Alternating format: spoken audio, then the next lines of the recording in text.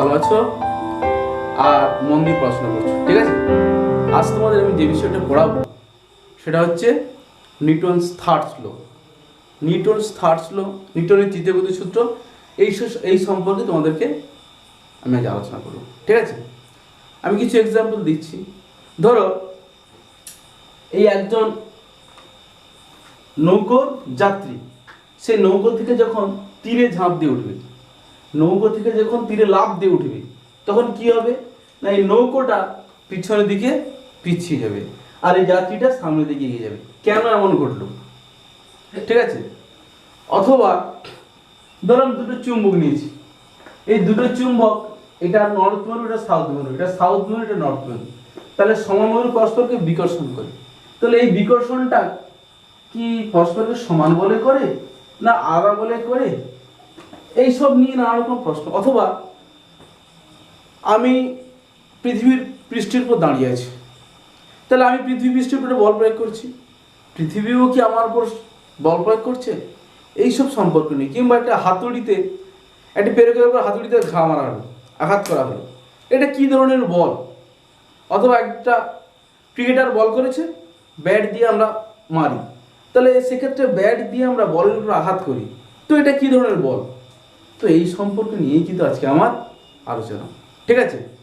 তো আমি সবসময় যেটা বলে থাকি যে যদি আমার স্টাডিটা তোমাদের ভালো লাগে, তাহলে পরবর্তী ভিডিওগুলো যদি তোমরা দেখতে চাও, তোমরা অবশ্যই আমার চ্যানেলটাকে সাবস্ক্রাইব করে নোটিফিকেশনটাকে অন করে দেবে, ঠিক আছে? তাহলে সমস্ত পড়াগুলো তোমার পরপর দেখতে পারবে, ঠিক আছে?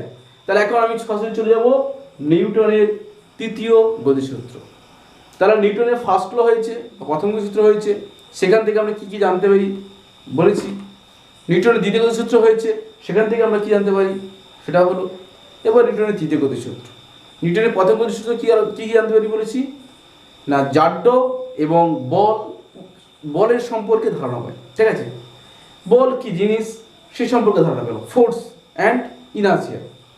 নিউটনের দ্বিতীয় গতিসূত্র আমরা কি পেলাম না, একটা যে বল, সেই বলটা কোনো বস্তুর উপর যখন কার্য করছে, কি পরিমাণ বলটা একটা বস্তুর উপর কার্য করছে, সেই বলটাকে নির্ণয় করার জন্য কত ডাইন কত নিউটন, এটাকে পরিমাপ করার জন্য একটা আমরা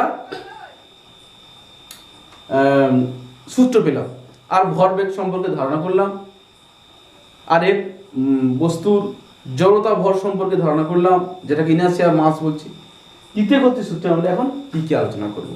দেখো, তৃতীয় গতির সূত্রে যেটা আমরা আলোচনা করব সেটা হচ্ছে যে যখন কোনো বস্তুর উপর আমরা একটা বল প্রয়োগ করি, বস্তু আমার উপর সমান প্রতিক্রিয়া বল প্রয়োগ করি।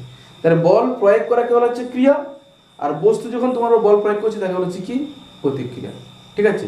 তাহলে ক্রিয়া এবং প্রতিক্রিয়া, ঠিক আছে? তাহলে এই দুটো কি হয়, সমান। তাহলে নিউটনের তৃতীয় গতির সূত্র, ঠিক আছে?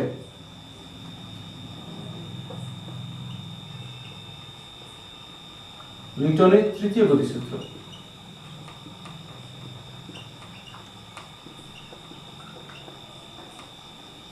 কি বলা হচ্ছে না, ক্রিয়া এবং প্রতিক্রিয়া সমান।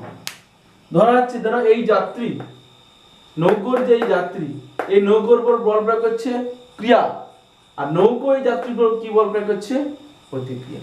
ধরলাম এই একটা বস্তু, এটা হচ্ছে পৃথিবীর পৃষ্ঠ, এই বস্তুটির ওজন ভূপৃষ্ঠের উপর W = m, যেটা তার ওজন, সেটা হচ্ছে ভূপৃষ্ঠের উপর ক্রিয়া করছে, আর ভূপৃষ্ঠ প্রতিক্রিয়া বল প্রয়োগ করছে, আর যেটাকে বলছি নরমাল রিঅ্যাকশন ফোর্স, লম্ব প্রতিক্রিয়া বল।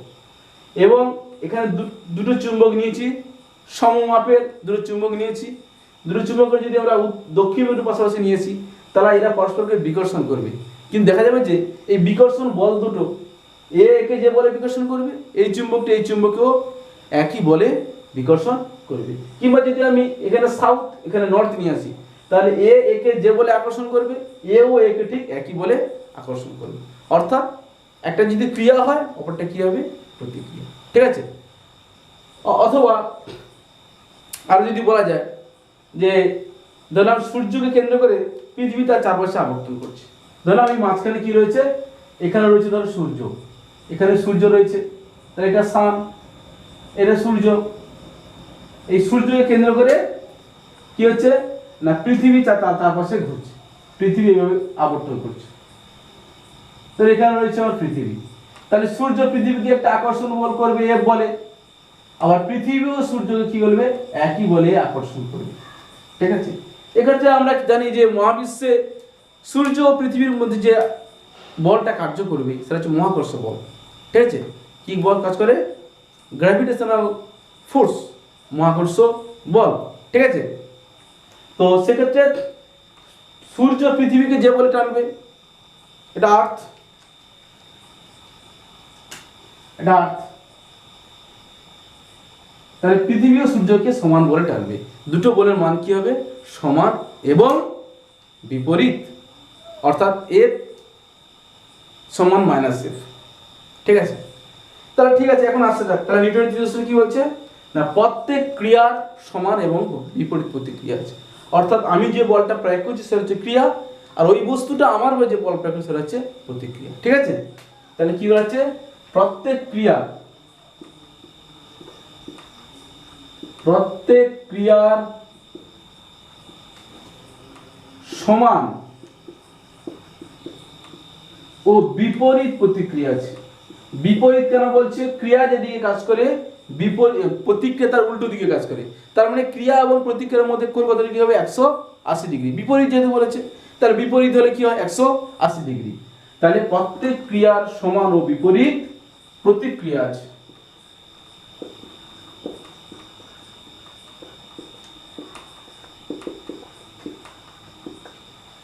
তাহলে প্রত্যেক ক্রিয়ার সমান ও বিপরীত প্রতিক্রিয়া আছে। ঠিক আছে, তাহলে প্রত্যেক ক্রিয়ার সমান এবং বিপরীত প্রতিক্রিয়া আছে। এটা হচ্ছে ক্রিয়া এবং এটা হচ্ছে নিউটনের থার্ড ল। ঠিক আছে, যদি বলে নিউটনের তৃতীয় সূত্র কোথায় কোথায় কাজ করে, হ্যাঁ একটা উদাহরণ দাও, তখন তোমরা কি বলবে, তাহলে ক্রিয়া এবং প্রতিক্রিয়া কি, দুটো বল, ক্রিয়া এবং প্রতিক্রিয়া দুটো হচ্ছে কি বল। ঠিক আছে, এখন আমি ক্রিয়া এবং প্রতিক্রিয়া এর সম্পর্কে আলোচনা করব, ক্রিয়া কি প্রতিক্রিয়া কি। ঠিক আছে, তাহলে ক্রিয়া কাকে বলে প্রথমে জানবো। ক্রিয়া কাকে বলা হচ্ছে না, কোনো বস্তু যখন অন্য কোনো বস্তুর উপর বল প্রয়োগ করে তাকে আমরা কি বলবো, ক্রিয়া। তাহলে কোনো বস্তু যখন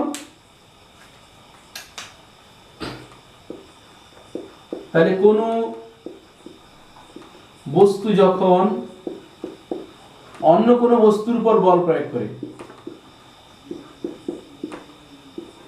অন্য কোনো বস্তুর উপর বল প্রয়োগ করে,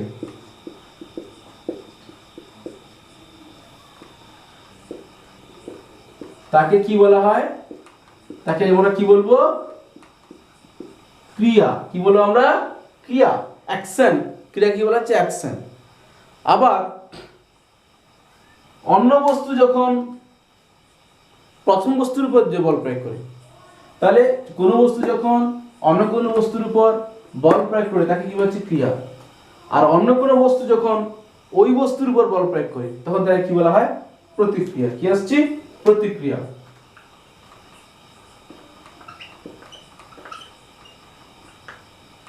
প্রতিক্রিয়া কাকে আসছে, আর যখন দ্বিতীয় বস্তু প্রথম বস্তুর উপর, তাহলে এখানে যখন প্রথম বস্তু কোনো বস্তু না হলে প্রথম বস্তু যখন অন্য কোনো বস্তু যখন প্রথম বস্তু যখন দ্বিতীয় বস্তুর উপর বল প্রয়োগ করে তাকে কি বলতে পারি। ঠিক আছে, এটাকে আরো যদি বলা হয় কোনো বস্তু না লিখে প্রথম বস্তু, কি লিখবো, প্রথম বস্তু। এটাও তোমরা লিখতে পারো, এটাও লেখা যাবে ওটাও লিখতে হবে। প্রথম বস্তু, ধরো এটা প্রথম বস্তু, এটা এর বোঝা বল হচ্ছে ক্রিয়া, আর এইটার বোঝা প্রয়োগ হচ্ছে প্রতিক্রিয়া। তাহলে প্রথম বস্তু কি লিখবো,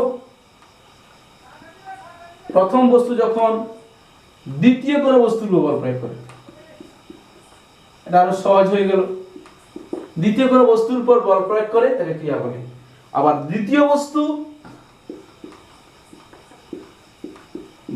বস্তু যখন প্রথম বস্তুর উপর বল প্রয়োগ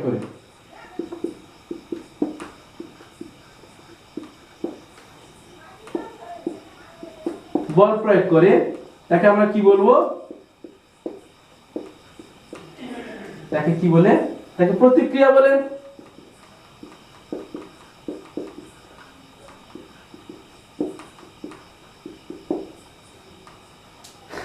আসছি ক্রিয়া প্রতিক্রিয়ার বৈশিষ্ট্য। ঠিক আছে, ক্রিয়া এবং প্রতিক্রিয়া কখনো একই বস্তুর উপর কাজ করে না।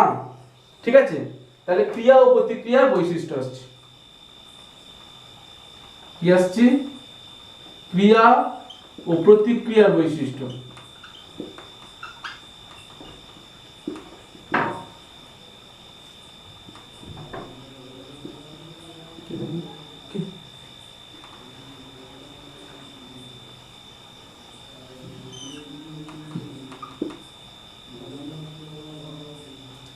তাহলে ক্রিয়া প্রতিক্রিয়া বৈশিষ্ট্য কি বলবো আমরা? না, ক্রিয়া ও প্রতিক্রিয়া কখনো একই বস্তুর উপর কাজ করে না। কি হচ্ছে? ক্রিয়া এবং প্রতিক্রিয়া কখনো একই বস্তুর উপর কাজ করে না। দেখো, এই ব্যক্তি এর উপর কি প্রয়োগ করছে? ক্রিয়া। তাহলে ক্রিয়া কাজ করলো এই বস্তুটার উপরে, আর প্রতিক্রিয়া কাজ করছে এই ব্যক্তির উপরে। তাহলে দুটো কি একই বস্তুর উপর কাজ করলো? করলো না। তাহলে আমরা প্রথমে কি লিখবো? 1 নম্বর লিখবো ক্রিয়া ও প্রতিক্রিয়া। খুব পরীক্ষায় এটা আসে, ঠিক আছে, তোমরা ভালো করে খেয়াল করে দেখবে। ঠিক আছে, পরীক্ষাতে প্রচুর আসে এটা। ক্রিয়া ও প্রতিক্রিয়া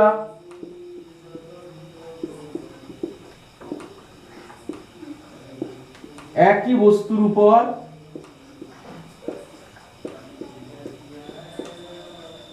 কাজ করে না। তাহলে ক্রিয়া ও প্রতিক্রিয়া একই বস্তুর উপর কাজ করে না। দেখো, ক্রিয়া ও প্রতিক্রিয়া যেহেতু একই বস্তুর উপর কাজ করে না,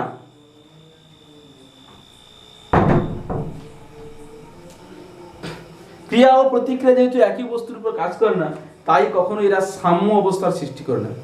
মানে ক্রিয়া ও প্রতিক্রিয়া দুটো যোগফল শূন্য হবে, এটা কখনো হয় না। কেন হয় না? না, যদি ক্রিয়া প্রতিক্রিয়া একই বস্তুর উপর কাজ করতো, তাহলে যে দুজনের যোগফল আমরা কত ধরতাম? শূন্য। যেহেতু দুটো আলাদা বস্তুর উপর যদি যোগফল শূন্য, মানে এরা স্টেবিলিটি সৃষ্টি করতে পারবে, সাম্য অবস্থার সৃষ্টি করতে পারবে। কিন্তু যেহেতু ক্রিয়া ও প্রতিক্রিয়া একই বস্তুর উপর কাজ করে না, তার জন্য এরা সাম্য অবস্থার সৃষ্টি করতে পারে না। তাহলে 2 নম্বর অস্ত্র কি থাকে আমরা? না, ক্রিয়া প্রতিক্রিয়া সাম্য অবস্থার সৃষ্টি করতে পারে না। তাহলে কি আসছে? ক্রিয়া ও প্রতিক্রিয়া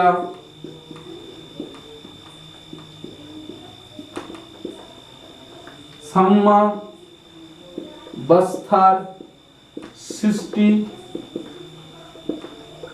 করতে পারে। সাম্যাবস্থা বলতে কি বলছি? দেখো, ক্রিয়ার যেই বল, ক্রিয়া যদি 5 নিউটন হয়, প্রতিক্রিয়াও 5 নিউটন, কিন্তু দুজনের অভিমুখ যদি বিপরীত, তাহলে আমাকে যদি কেউ আমার এক হাত এই হাতটাকে 5 ডাইন বলে ওদিকে টানছে, আর এই হাতটাকে 5 ডাইন বলে এদিকে টানছে, তাহলে তো আমি এক জায়গায় স্থির থাকবো। কেন? না, আমার হাতে এই হাতে যেই বল কাজ করছে, এই হাতেও সেই বল কাজ করছে, দুটো বিপরীত দিকে, তাহলে আমি স্থির থাকবো। তাহলে আমি একজন ব্যক্তি বা আমি একটা যদি বস্তু হয়ে থাকি, তাহলে আমার শরীরের উপরে ক্রিয়া প্রতিক্রিয়া একসঙ্গে কাজ করছে বলে আমার সাম্য অবস্থার সৃষ্টি হবে, আমি কোথাও নড়ে যাব না। কিন্তু যদি ক্রিয়া ও প্রতিক্রিয়া আমার শরীরের উপর কাজ না করে, দুটো আলাদা বস্তুর উপর কাজ করে, তখন তারা সাম্য অবস্থা সৃষ্টি করতে পারবে না। যেমন এখানে দেখো, এখানে ক্রিয়া কাজ করছে নৌকোর উপরে, প্রতিক্রিয়া কাজ করছে ব্যক্তির উপর। তাহলে ব্যক্তির এখানে ঝাঁপ দিয়ে তীরে কিন্তু লাফ দিয়ে উঠবে। তাহলে ক্রিয়া ও প্রতিক্রিয়া একই বস্তুর উপর কাজ করে না বলে এরা সাম্য অবস্থা সৃষ্টি করতে পারে না। মানে সাম্য অবস্থা সৃষ্টি করতে পারে না, এ সরে যাবে এই দিকটা, এ বলে এদিকে সরে যাবে, আর এ বলে এদিকে সরে যাবে। ঠিক আছে, তাহলে ক্রিয়া ও প্রতিক্রিয়া সাম্য অবস্থা সৃষ্টি করতে পারে না। কেন? বুঝতে পারলে? ক্রিয়া ও প্রতিক্রিয়া সাম্য অবস্থা সৃষ্টি করতে পারতো যদি এরা একই বস্তুর উপর ক্রিয়া করতো। ঠিক আছে, এটা হয়ে গেল।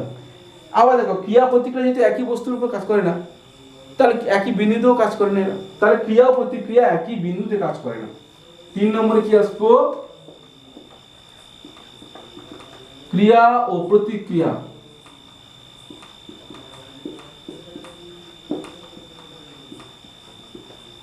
ক্রিয়া ও প্রতিক্রিয়া একই বিন্দুতে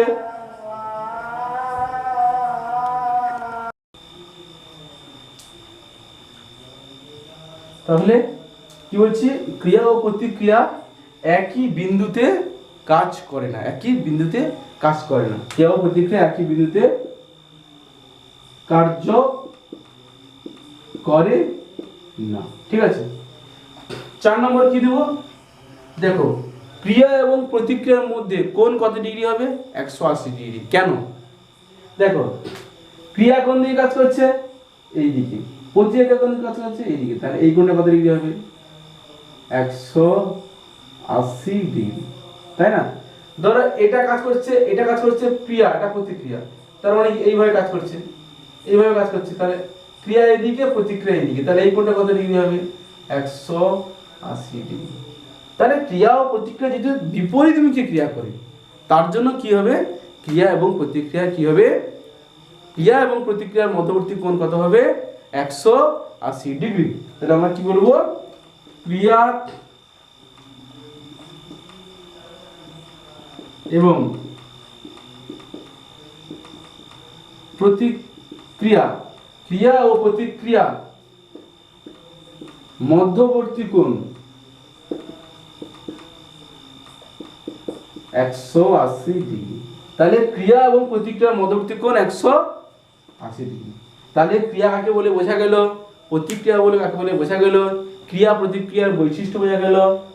আচ্ছা, তুমি যদি বলে নিউটনের তৃতীয় গতির সূত্র কিছু এক্সাম্পল দাও, কোথায় কোথায় নিউটনের তৃতীয় গতির সূত্র কাজ করছে তোমাকে এক্সাম্পল দাও, তুমি কি বলবে, না যখন কোনো যাত্রী নৌকো থেকে তীরে লাফ দিয়ে ওঠে, সেখানে নিউটনের তৃতীয় গতির সূত্র কার্যকর। ঠিক আছে, কি করে, না যাত্রী নৌকোর উপরে বল প্রয়োগ করে ক্রিয়া, আর নৌকো যাত্রীর উপর প্রতিক্রিয়া বল প্রয়োগ করে। সুন্দর হয়ে গেল, একটা এক্সাম্পল হয়ে গেল। যদি বলে যখন আমরা কোনো বস্তুকে পৃথিবী পৃষ্ঠের উপর রাখি বা ভূপৃষ্ঠের উপর রাখি, তাহলে এই যে ক্ষেত্রে বস্তুটির ওজন কোথায় কাজ করছে, পৃথিবীর কেন্দ্র দিকে কাজ করছে, তাই না? সেটা কি কাজ করছে, ক্রিয়া। তেমনি পৃথিবী পৃষ্ঠ বস্তুর উপর একটা বিপরীতমুখী বল প্রয়োগ করে, লম্বভাবে বিপরীতমুখী বল প্রয়োগ করে, এটাকে বলছে আমরা প্রতিক্রিয়া। তাহলে ক্রিয়া ও প্রতিক্রিয়া নিউটন তৃতীয় গতির সূত্র এখানে এক্সাম্পল হয়ে গেল। এখানে দুটি চুম্বককে, দুটি সম আকৃতির দুটি চুম্বককে যদি কাছাকাছি নিয়ে আসা হয়, তাদের সমমেরী অথবা বিপরীতমেরী।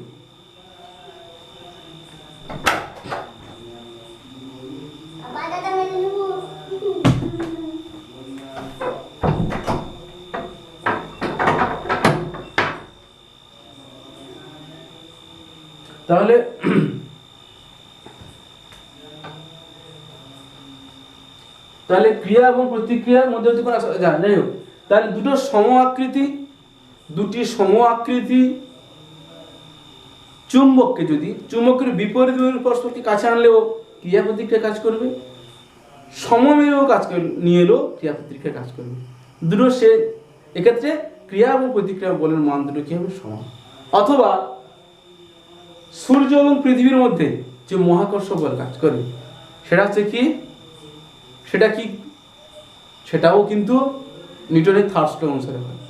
কিন্তু এটা হচ্ছে কি, এই ক্ষেত্রে যে বলটা কাজ করছে, এটা কিন্তু স্পর্শজনিত বল নয়, অর্থাৎ এদের মধ্যে কিন্তু কোনো স্পর্শ করা নেই, তাই না? স্পর্শ ছাড়া এটা ক্রিয়াশীল বল।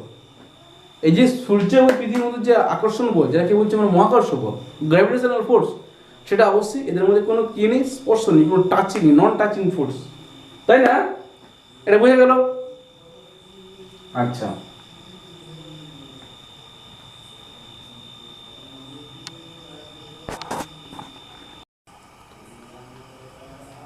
দেখো এবার তোমাদের যে বিষয়টা আমি আলোচনা করব, সেটা হচ্ছে আমরা নিউটনের তৃতীয় গতি সূত্রটা জানলাম, কিভাবে নিউটনের তৃতীয় গতি সূত্র থেকে ভরবেগের সংরক্ষণ সূত্রটা প্রতিষ্ঠা করা যায়, সেই বিষয়টা এখন আলোচনা করব।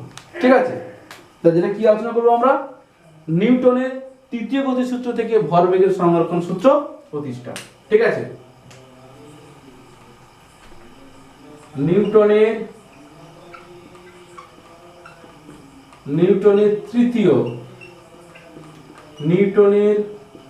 তৃতীয় গতি সূত্র থেকে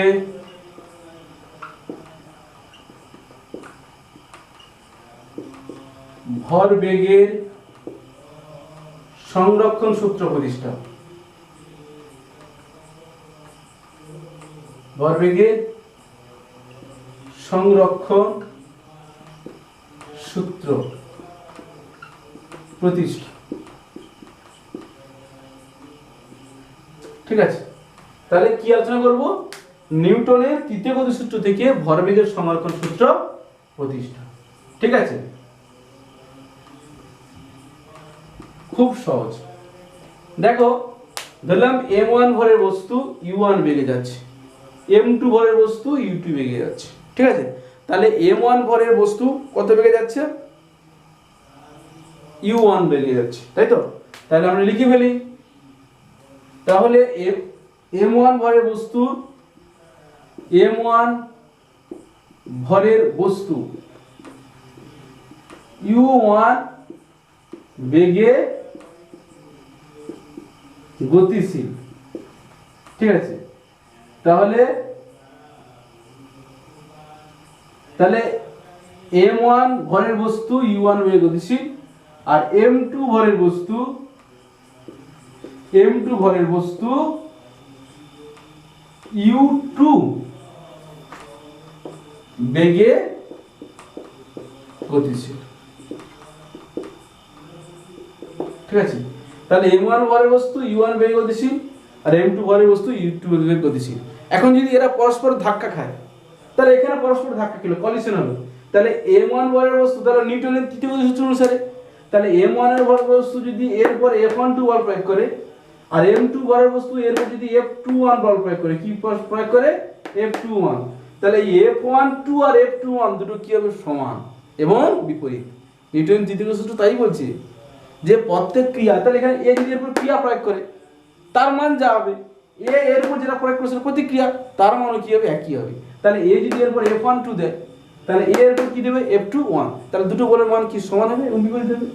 তাহলে m1 ভরের বস্তু u1 বেগে গতিশীল, m2 ভরের বস্তু u2 বেগে গতিশীল। তাহলে পরস্পরের ধাক্কা খাওয়ার পরে, তাহলে m1 ভরের বস্তু ধাক্কা খাওয়ার পর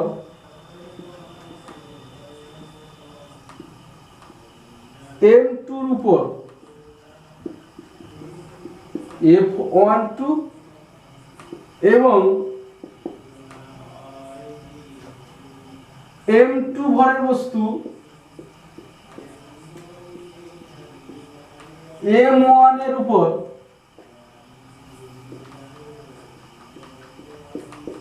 f21 বল প্রয়োগ করলো,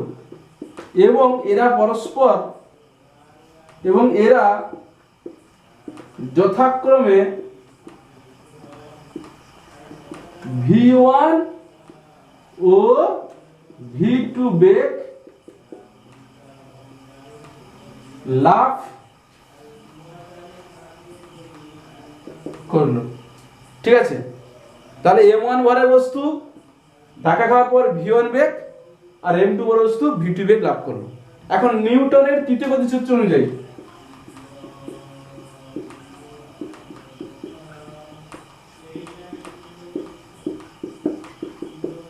তাহলে নিউটনের তৃতীয় গতির সূত্র অনুযায়ী কি হবে না, f12 যা হবে f21 ও তাই হবে, কিন্তু বিপরীত হলে আমরা কি দেব? মাইনাস। f12 যা হবে f21 তাই হবে। অর্থাৎ এ এর উপর যা বল প্রয়োগ করবে, এটাও এর উপরে, এই বস্তুটাও এর উপরে একই বল প্রয়োগ করবে, কিন্তু বিপরীত। এবার দেখো f12 মানে কত হচ্ছে, এটা f12 জায়গায় আমি কি লিখতে পারি? দেখো, বল মানে কি? ভরবেগের পরিবর্তন বাই সময়। তাহলে ভরবেগ এর m1 u1 থেকে হলো m1 v1। তাহলে ভরবেগের পরিবর্তন কত হবে? m1 v1 minus m1 u1 by t minus এটা কত হবে? এর তাহলে ভরবেগের পরিবর্তন হার বাই সময়, ভরবেগের পরিবর্তন m2 u2 হয়েছে কত? m2 v2। তাহলে m2 v2 minus m2 u2 by t, t কেটে গেল। ঠিক আছে, তাহলে কি হবে? m1 v1 minus m1 u1 সমান কি দাঁড়ালো? মাইনাস এ করো, minus m2 v2 plus m2 u2। দেখো এপাশে এই minus M one U one কে ওপাশে নিয়ে গেলে কি হবে plus M one U one, আর minus M two V two কে এপাশে নিয়ে গেলে কি হবে plus M two V two, মানে কি দাঁড়াচ্ছে তাহলে M one U one plus M two U two সমান কি দাঁড়াচ্ছে M one V one plus M two V two. তার মানে কি প্রাথমিক ভরবেগ সমান অন্তিম ভরবেগ, এটা হচ্ছে ভরবেগের সংরক্ষণ সূত্র, প্রমাণিত হয়ে গেল নাকি। প্রাথমিক ভরবেগ যা অন্তিম ভরবেগ তা, তাহলে ভরবেগ কোনো পরিবর্তন হয়নি, তার মানে ভরবেগের সংরক্ষণ সূত্র অপরিবর্তিত রয়েছে, এটা তাহলে হয়ে গেল। তাহলে নিউটনের তৃতীয় গতি সূত্র থেকে ভরবেগের সংরক্ষণ সূত্র আমাদের প্রতিষ্ঠা হয়ে গেল। যদি পারবে তো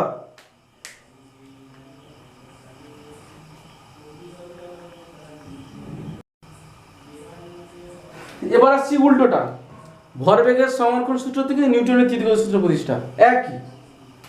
তাহলে এবার আসছি কি, তাহলে ভরবেগের সংরক্ষণ সূত্র থেকে নিউটনের তৃতীয় গতি সূত্র প্রতিষ্ঠা। তাহলে ভরবেগের সংরক্ষণ সূত্র থেকে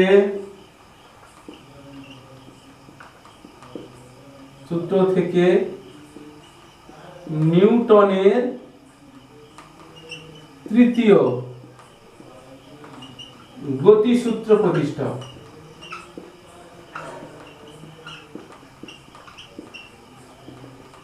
ঠিক আছে, তাহলে ভরবেগের সংরক্ষণ সূত্র থেকে নিউটনের তৃতীয় সূত্র প্রতিষ্ঠা একদম খুব সহজ,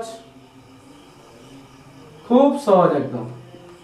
তাহলে প্রাথমিক ভরবেগ m1 u1 plus m2 u2, তার ভরবেগের সংরক্ষণ সূত্র থেকে একদম সরাসরি চলে যায়। তাহলে কি বলবো না ভরবেগের সংরক্ষণ সূত্রানুযায়ী কি লিখতে পারি m1 u1 plus m2 u2 সমান কি, তাহলে প্রাথমিক ভরবেগ m1 u1 plus m2 u2, অন্তিম ভরবেগ কত m1 v1 plus m2 v2, এই দুটো সমান হবে। তাহলে m1 v1 plus m2 v2 এটা হয়ে গেল।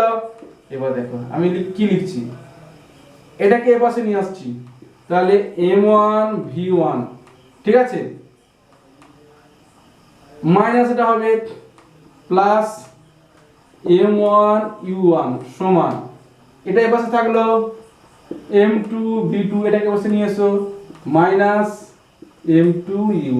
ঠিক আছে, আমি এটাকে কমন নিলাম, মাইনাস কমন নিলাম, m1 v1 minus m1 u1 সমান m2 v2 minus m2 u2।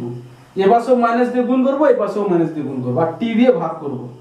তাহলে কি দাঁড়াবে m1 v1 minus m1 u1, t দিয়ে ভাগ করলাম আর মাইনাস দিয়ে এ পাশে মাইনাস দিয়ে গুণ করব। তাহলে মাইনাস এইখানে যদি মাইনাস দিয়ে গুণ করি তাহলে মাইনাস মাইনাসে কত হবে প্লাস, তাহলে প্লাস এগুলো, আর এখানে প্লাস আছে, প্লাস মাইনাসে কি হবে মাইনাস, তাহলে মাইনাস, তাহলে m2 v2 minus m2 u2 by t। তাহলে এটা কি ধরনের, এটা একটা বল, দেখো ভরবেগের পরিবর্তন হয় সময় মানে কি, এটা একটা বল। এই বলটাকে আমরা কি বল বলছি, এই বস্তুর উপর যে বল প্রয়োগ করছে অর্থাৎ F12, আর এর উপর দেখো এটা একটা বল যেটা হচ্ছে এইটা এর উপর বল প্রয়োগ করছে, সেটা কি F21, সামনে এখানে মাইনাস আছে তাহলে মাইনাস দিলাম F21।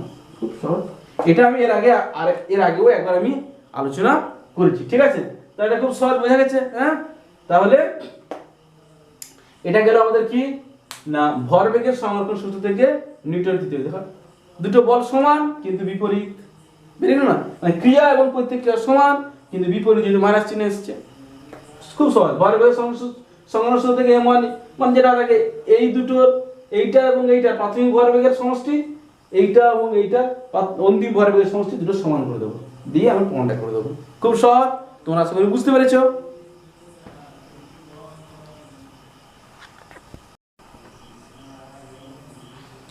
দেখো এবার যেটা তোমাদের আলোচনা করতে হচ্ছে ইম্পালস অফ ফোর্স বা বলের ঘাত। কি বলছি, বলের ঘাত, ইম্পালস অফ ফোর্স বা বলের ঘাত, তাই তো নাকি? বলের ঘাত, বলের ঘাত কাকে বলা হচ্ছে যখন কোনো বস্তুর উপর কোনো বল কিছু সময় ধরে ক্রিয়া করে, তখন ওই বল এবং ওই বলের ক্রিয়াকালের গুণফলকে বলা হচ্ছে ঘাত বল, বলের ঘাত। কি বলছি? বলের ঘাত, ইম্পালস অফ ফোর্স।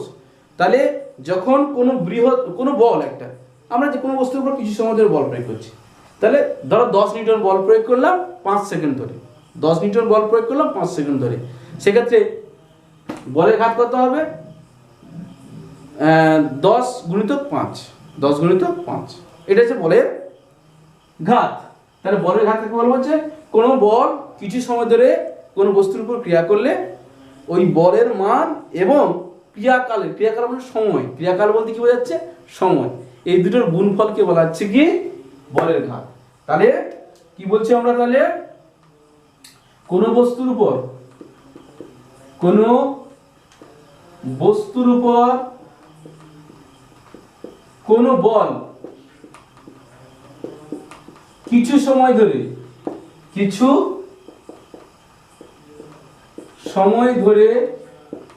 ক্রিয়া করলে, তাহলে কোনো বল, কোনো বস্তুর উপর কোনো বল কিছু সময় ধরে ক্রিয়া করলে ওই বলের মান এবং ক্রিয়াকালের গুণফলকে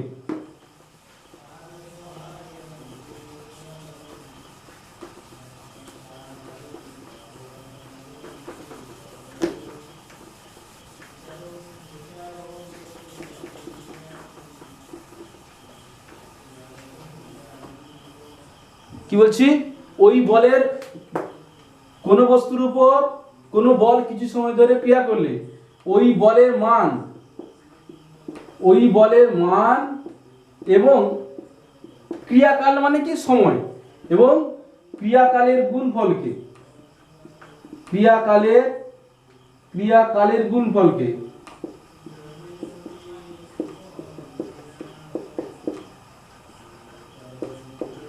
ক্রিয়াকালের গুণফল কি বলা হয়? না, বলের ঘাত বলে। কি বলে? বলের ঘাত বলে, বা কি বলে? Impulse of force. কি বলছি? Impulse of force. এবার আসছি আর একক। একক তাহলে কি হবে? আচ্ছা, এর রাশিমালাটাকে আলোচনা করি তো, রাশিমালাটাকে আলোচনা করি। তাহলে রাশিমালা কি হবে? রাশিমালা তাহলে কি হবে? না, বল গুণিতক, তাহলে ঘাত বল সমান, বলের ঘাত। তাহলে বলের ঘাত সমান কি হচ্ছে? বল গুণিতক সমান, মানে কি? F into T. তাহলে F সমান কি? ভরবেগের পরিবর্তন বাই সময় ইন্টু সময়, সময় সময় কাটা, তাহলে কি দাঁড়াচ্ছে? mv minus mu। তার মানে কি? ভরবেগের পরিবর্তন হচ্ছে, এটা কি হচ্ছে? তাহলে ভর বেগের পরিবর্তন, তাই তো? তাহলে কি বলছি? বলের ঘাত বলতে আমরা কি বোঝাচ্ছি? তাহলে ভরবেগের পরিবর্তন। সহজে বুঝতে পারছো নাকি? বলের ঘাত সমান কি? বল গুণিতক সময়। তাহলে বল মানে কি? mv minus mu by t, এটা আমরা জানি। গুণিতক t, t কেটে গেল, তাহলে mv মাইনাস mu। এটাও অন্তিম ভরবেগ, এটা প্রাথমিক ভরবেগ, তাহলে ভরবেগের পরিবর্তন। তাহলে এর এককটা তাহলে কি আসবে বলো? তাহলে একক কি আসবে? তাহলে একক মানে ভরবেগের একক আসবে। তার মানে কি? সিজিএস একক কি আসবে? সিজিএস একক তাহলে কি আসবে? সিজিএস একক কি আসবে? ডাইন সেকেন্ড। আর এসে একক কি আসবে?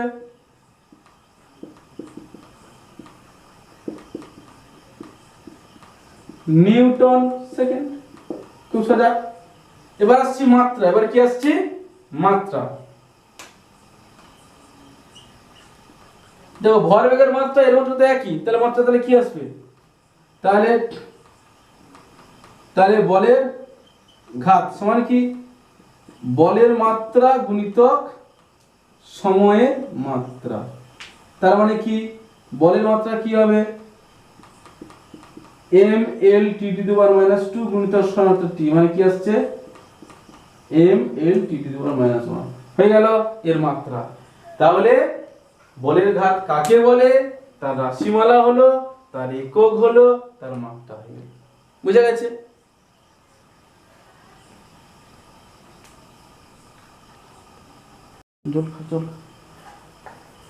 এবার যেটা আসছে ইম্পালসিভ ফোর্স, কি আসছে ইম্পালসিভ ফোর্স, ইম্পালসিভ ফোর্স ঘাত বল, কি আসছে ঘাত বল। ঠিক আছে, ইম্পালসিভ ফোর্স, তাহলে ইম্পালসিভ ফোর্স মানে কি ঘাত বল, কি আসছে ঘাত বল। এক্ষেত্রে বলা আছে যে কোনো বৃহৎ মানের বল যখন কোনো বস্তুর উপর খুব অল্প সময়ের জন্য প্রয়োগ করে, আগে ছিল কি একটা বল কিছু সময় ধরে প্রয়োগ করছিল, কিন্তু এক্ষেত্রে একটা বল কাজ করছে, সে কিন্তু যে সময় ধরে বলটা কাজ করছে সেই সময়টা খুব কম, সহজে মাপা যায় না। যেমন আমি এক্সাম্পল হিসেবে বলি, একটা হাতুড়ি পেরেকের উপর আঘাত করছে, তাহলে এই যে হাতুড়ির সঙ্গে পেরেকের যে আঘাত, এই সময়টাকে আমরা মাপতে পারি না, খুব কম সময়। কিংবা একজন বোলার বল করছে, আমরা ব্যাট দিয়ে মারছি, তাহলে ওই যে বোলার যে বলটা করছে সেই বলটা ব্যাটের সঙ্গে যে সময়টা সংঘর্ষ হলো সেই সময়টাকে আমরা মাপতে পারি না, খুব কম সময়। কিংবা যখন কোনো গিটারিস্ট গিটার বাজায়, তখন ওই যে গিটারের তারটা হাত দিয়ে যখন আমরা একটা বল প্রয়োগ করি, এত ক্ষণিক সময়ের জন্য বল প্রয়োগ করি, সেই সময়টা আমরা সহজে পরিমাপ করতে পারি না। গিটারিস্ট যখন হাতে গিটার বাজাচ্ছি, হাতটা খুব কুইক নাড়াচাড়া করছে, সেই সময়টা আমরা সহজে পরিমাপ করতে পারি না। তাহলে এগুলো কি বল?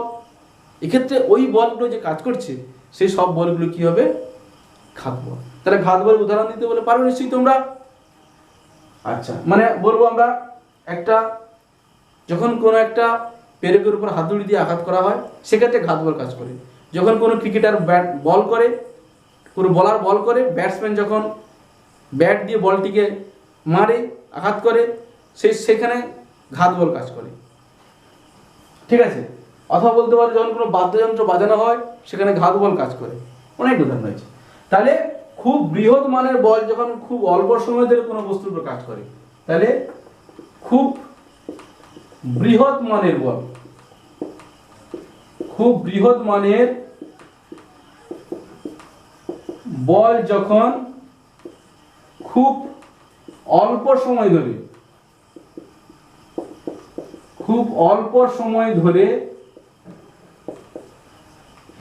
কোনো বস্তুর উপর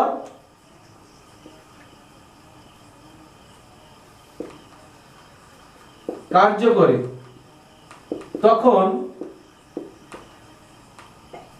তখন ওই বলকে কি বল বলে? ঘাত বল বলে। তার মানে ঘাত বল কি হলো? ঘাত বল কিন্তু একটা বল। তাহলে ঘাত বল কি? তাহলে ঘাত বল কি হচ্ছে? এক ধরনের বল।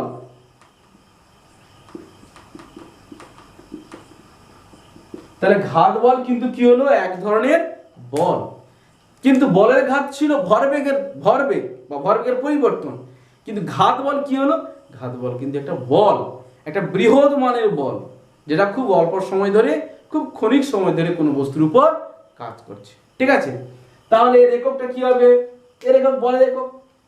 তাহলে ঘাত বলের একক কি হবে? এর একক হচ্ছে কি?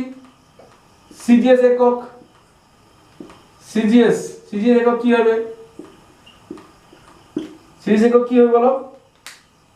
ডাইন। ঠিক আছে, এসআই একক কি হবে? এসআই একক কি হবে? নিউটন।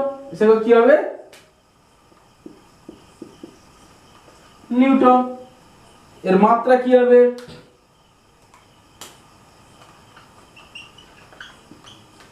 এর মাত্রা তাহলে কি হবে?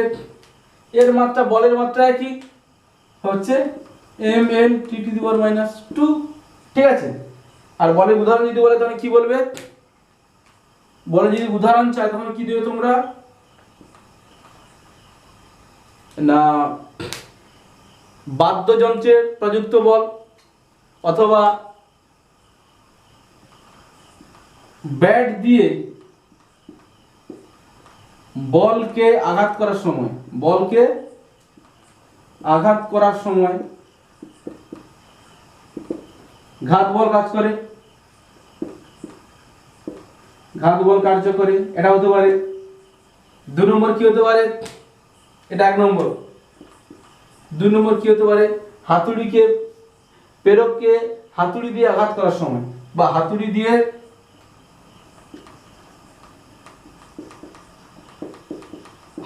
দিয়ে প্রেরককে আঘাত করার সময়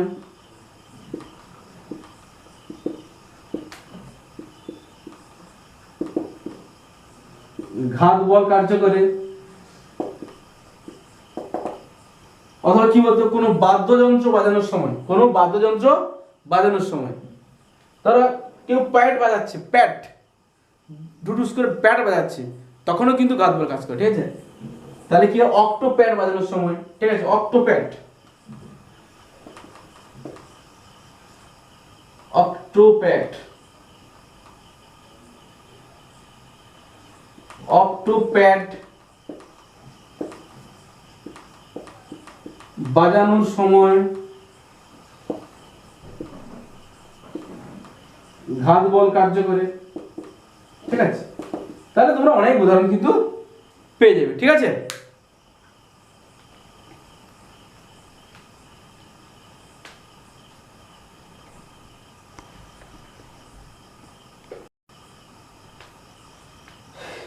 এবার তোমাদের একটা খুব ইম্পর্টেন্ট জিনিস আলোচনা করব, সেটা পরীক্ষা খুব আছে, সেটা হচ্ছে ঘাত বল ও বলের ঘাতের পার্থক্য, ঠিক আছে।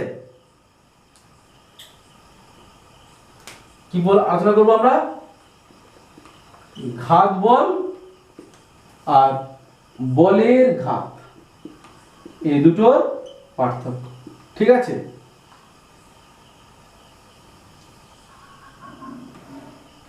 তাহলে ঘাত বল ও বলের ঘাতের পার্থক্যটা আমরা আলোচনা করবো, খুব ইম্পর্টেন্ট, ঠিক আছে, খুব ইম্পর্টেন্ট, পরীক্ষাতে খুব আসে এটা, ঠিক আছে।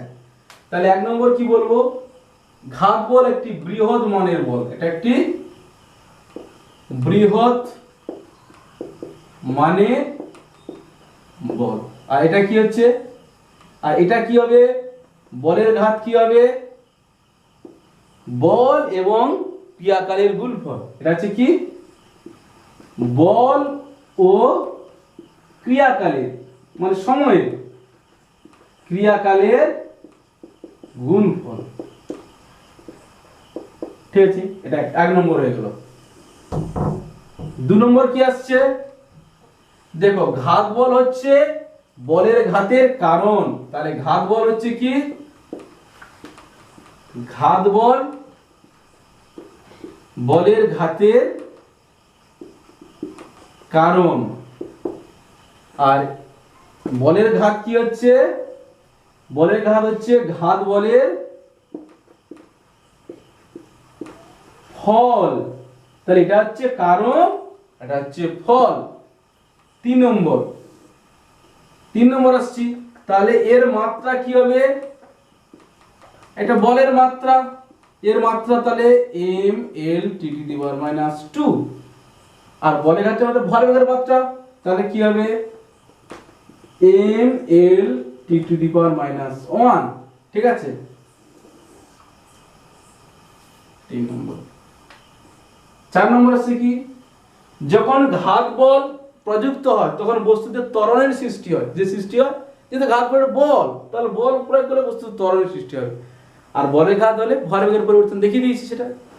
তাহলে ঘাত বলের প্রভাবে, ঘাত বলের প্রভাবে বস্তুতে ত্বরণ সৃষ্টি হয়, কি হয়, বস্তুতে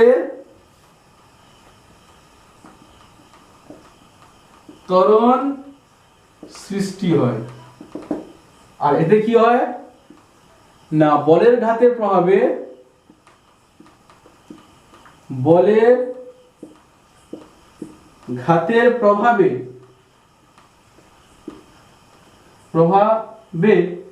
বস্তুতে ভর বেগের পরিবর্তন হয়। খুব সহজ। তাহলে এটা পরীক্ষাতে খুব আসে বললাম। তাহলে ঘাত বলের প্রভাবে কি হয়? ঘাত বল হচ্ছে একটা বৃহৎ মানের বল, আর বলের ঘাত হচ্ছে কি এফটি, বল গুণিত এফ মানে ফোর্স, টি মানে সময়, বল এবং ক্রিয়াকালের গুণফল। ঘাত বলের হচ্ছে কারণ, বলের ঘাতের কারণ, আর বলের ঘাত হচ্ছে কি ঘাত বলের ফল। এটা হচ্ছে ঘাত বল যদি একটা বল, যেটা বলের মাত্রা, বলের ঘাত যদি একটা ভরবেগের পরিবর্তন বা ভরবেগ, কিন্তু ভরবেগের মাত্রা। আচ্ছা, ঘাত বলের প্রভাবে বস্তুতে কি হয়? ত্বরণ সৃষ্টি হয়, আর এতে কি সৃষ্টি হয়? ভরবেগের পরিবর্তন হয়। আর একটা তোমরা করতে পারো, সেটা হচ্ছে যে এর একক কি হবে? এর একক হচ্ছে ডাইন অথবা নিউটন। আর এর একক কি হবে? এর একক কি হবে বলো? সিএস এ কি হবে? সিএস এ ভরবেগের একক কি হয়? ভর গুণিতক বেগ, মানে গ্রাম সেমি পার সেকেন্ড। তাহলে একক হতে পারে গ্রাম সেমি পার সেকেন্ড, অথবা কি হতে পারে, বা কি হতে পারে গ্রামে যা কেজি, তাহলে কেজি মিটার পার সেকেন্ড। তাহলে তোমরা সবাই বুঝতে পেরেছো? ঠিক আছে। তাহলে বারবার বলছি, ভালো করে মন দিয়ে তোমরা পড়ো, ঠিক আছে? স্টাডি একদম বন্ধ রাখবে না। আমরা রয়েছি তোমাদের সাহায্য করার জন্য। ভালোভাবে মানুষ তৈরি হও, মন দিয়ে পড়াশোনা করো, আরও বেশি বেশি করে যাও, ঠিক আছে? পড়াশোনাটা থেমে থাকার জন্য জিনিস নয়। আমাদের জীবন থেকে পড়াশোনা হারিয়ে গেলে আমাদের অনেক অমূল্য সময় নষ্ট হয়ে যাবে, ঠিক আছে? এডুকেশন আমাদের একটা ভালো জায়গায় নিয়ে যাবে, ঠিক আছে? তোমরা পড়াশোনাটা সমান্তরালে চালিয়ে যাও। আর যারা সবসময় বলি আমার ভিডিওগুলোকে দেখতে হলে, তাহলে তোমরা অবশ্যই সাবস্ক্রাইব করে নোটিফিকেশনটা অন করে দেবে, ঠিক আছে? ভালো থাকবে। পরবর্তী ক্লাসে আমাদের দেখা হবে।